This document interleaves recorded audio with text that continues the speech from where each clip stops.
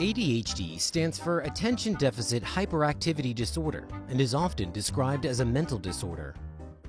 Children with ADHD have trouble paying attention, are hyperactive, and often have difficulty controlling their behavior. It is estimated that it affects around 5% of all children aged 3 to 17 globally, and that for every girl, around 3 boys are diagnosed with it. To understand how it affects children in school, let's look at the story of Leo, a 12-year-old boy who goes to school with the best intentions but struggles hard to succeed. Attention deficit is his biggest problem. Leo gets distracted so easily. It happens even when he tries his hardest to focus. He often realizes that he has suddenly zoned out and has spent the last 15 minutes thinking about something entirely different. Just the tiniest thing can get him off track. To him, it feels like his brain is broken. He is also forgetful. Books and homework are often left at home, and if he doesn't miss an assignment, he often loses it somewhere or forgets to turn it in. His grades are terrible, and some teachers are beginning to think that he is a lost case.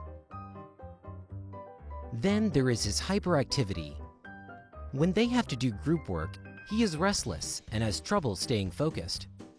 Staying calm and listening while others speak can completely drain him, making any normal conversation a serious challenge. To him, it feels like there is no capacity left in his brain to deal with all the input that needs to be processed. He then feels angry about not being able to follow along. To help cope with his hyperactivity, he likes to keep his hands busy all the time. Last, there is his impulsive behavior.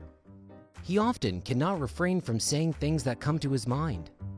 Sometimes he tries hard to control himself, but then just blurts out and interrupts others. His classmates find this annoying. He later regrets his hot-headed behavior, but he knows that unfortunately he will do it again and again. It seems to him that he can't learn from his mistakes.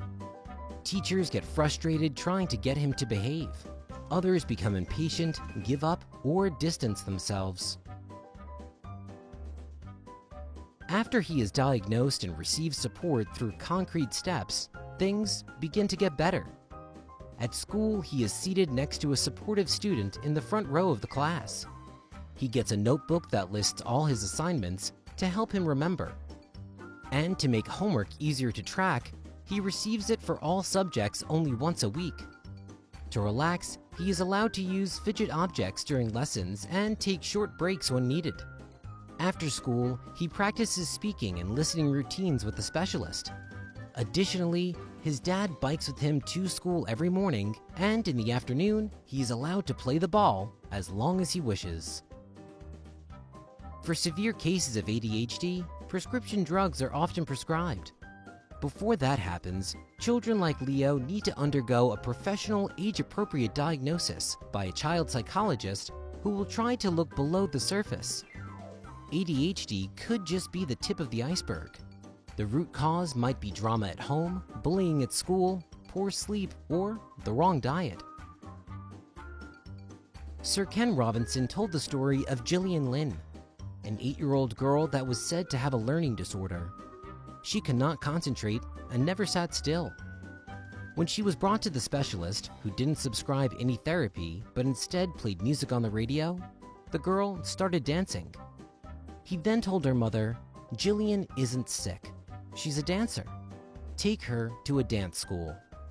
Gillian Lynn later became a famous dancer and then responsible for some of the most successful musicals in Broadway history.